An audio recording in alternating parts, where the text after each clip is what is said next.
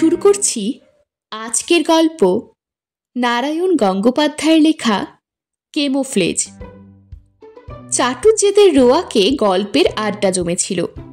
আমি, ক্যাবলা, হাবুল সেন আর সভাপতি আমাদের পটলডাঙ্গার টেনিদা। একটু আগেই ক্যাবলার পকেট হাতড়ে টেনিদা 4 গন্ডা পয়সা জোগাড় করে ফেলেছে। তাই দিয়ে আমরা তাড়িয়ে তাড়িয়ে কুলফি বরফ খাচ্ছিলাম।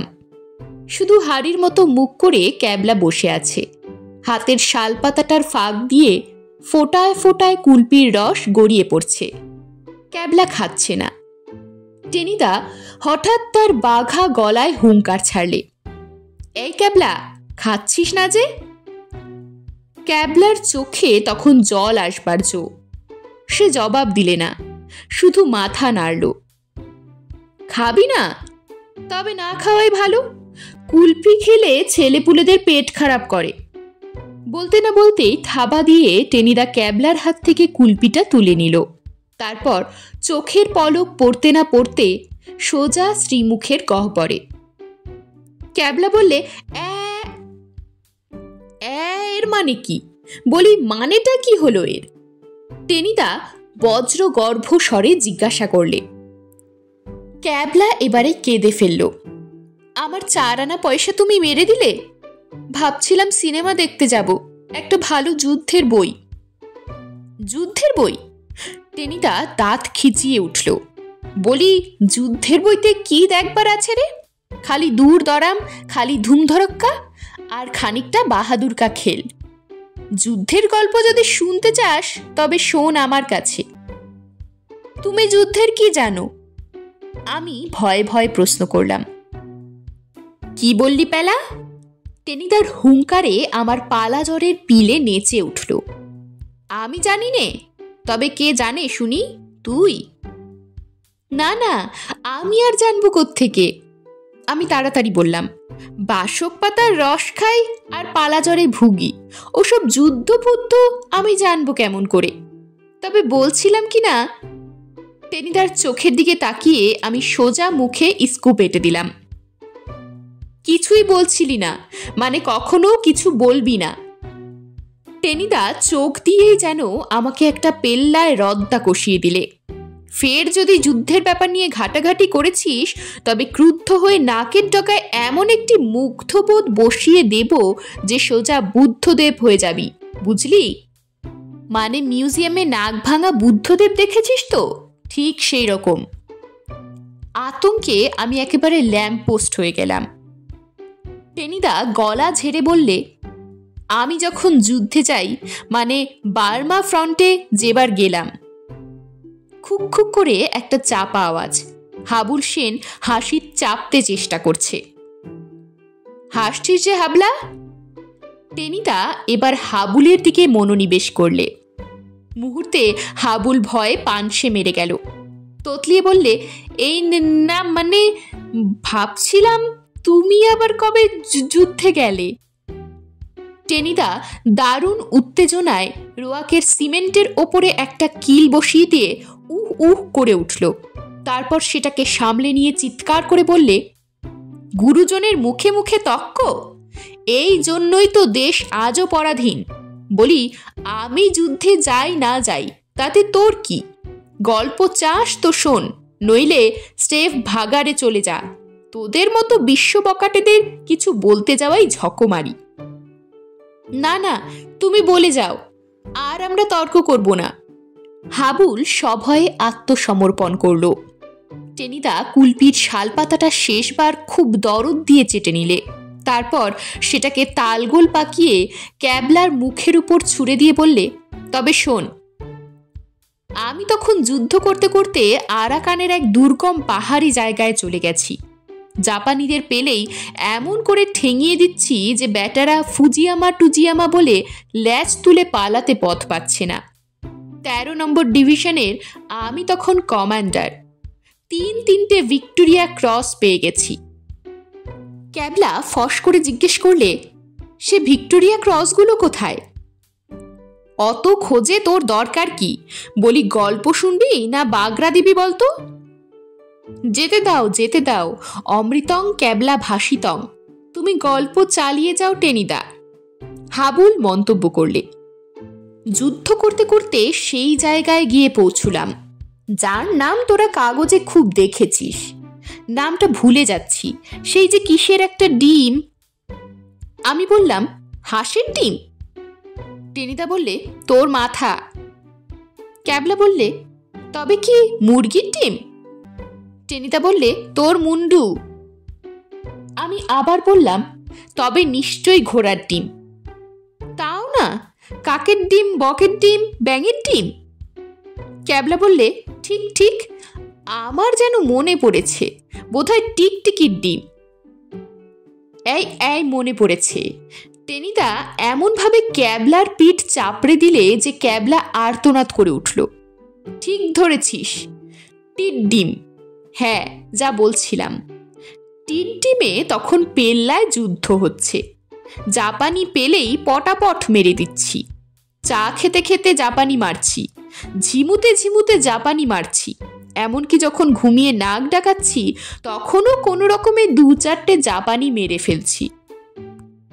নাক ডাকতে ডাকতে জাপানি মারা, সে আবার কিরকম? আমি কৌতূহল দমন করতে পারলাম না। টেনিদা একগাল হাসল। সে ভারী ইন্টারেস্টিং। আমার এই কুতুব মিনারের মতো নাকই দেখেছিস, এর ডাক তো কখনো শুনিসনি। ওই জন্যই তো মেজো কাকা গেল বছর বিলিতি ইঞ্জিনিয়ার ডেকে আমার ঘরটা সাউন্ড প্রুফ করিয়ে নিলে, যাতে বাইরে থেকে ওর আওয়াজ কারো কানে না যায়।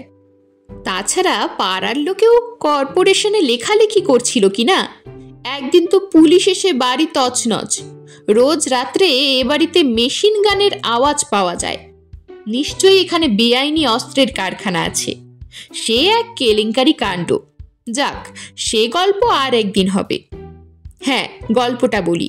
রোজ রাত্রে ট্রেঞ্চ থেকে আমার নাকের এমনি আওয়াজ বেরুতো যে আর সেন্ট্রি দরকার হতো না। জাপানিরা ভাবতো সারা রাত বুঝি মেশিন গান চলছে, তাই পাহাড়ের ওপার থেকে তারা আর নাক গলাবার ভরসা পেত না। আমাদের যিনি সুপ্রিম কমান্ডার ছিলেন, নাম বোধহয় মিস্টার বোগাস, তার মগজে শেষে একটা চমৎকার বুদ্ধি গজালে। তিনি একটা লোক রাখলেন। সে বেটা সারা রাত আমার পাশে বসে থাকত আর আমার নাকে একটার পর একটা শীষের গুলি, পাথরের টুকরো যা পারত বসিয়ে দিত। আধ ঘন্টার মধ্যেই দোনলা বন্দুকের 2টো গুলির মতো সেগুলো ছিটকে বেরিয়ে যেত। কত জাপানি যে ওতে ঠান্ডা হয়ে গেছে তার হিসেব নেই। আমি বিড়বিড় করে আওড়ালাম, সব গাঁজা। টেনিদা বিদ্যুৎ বেগে আমার দিকে ফিরলে। কি বললি? না না, বলছিলাম এই আর কি। আমি সামলে গেলাম, কি মজা। হ্যাঁ, সে খুব মজার ব্যাপার। এই জন্যেই তো একটা ভিক্টোরিয়া ক্রস পাই আমি। টেনিদা তার দুর্দান্ত নাকটাকে গন্ডারের খাড়ার মতো সগৌরবে আকাশের দিকে তুলে ধরল। তারপর এই নাকের জোরেই বুঝি যুদ্ধ জয় হলো? হাবুল জানতে চাইল। অনেকটা রে।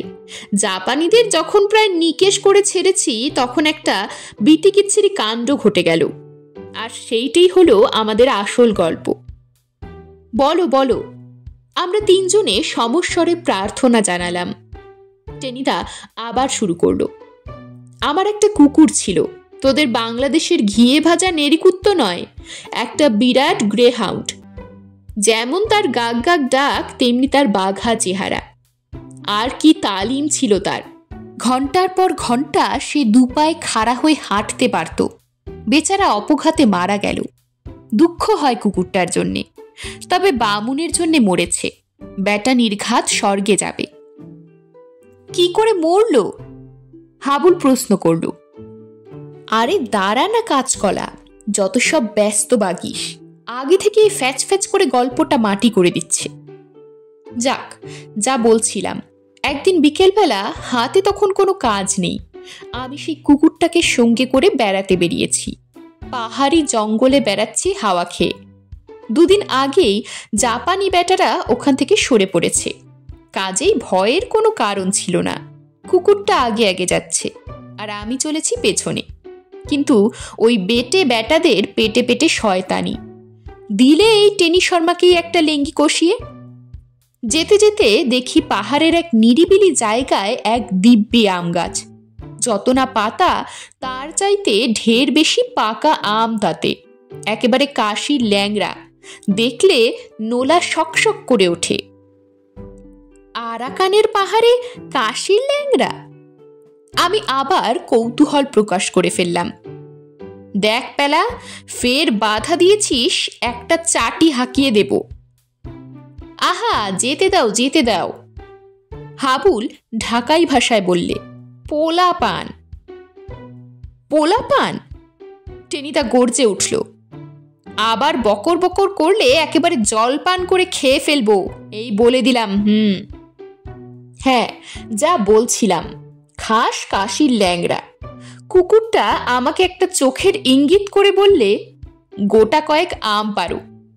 ক্যাবলা বলল, কুকুরটা আম খেতে চাইলো?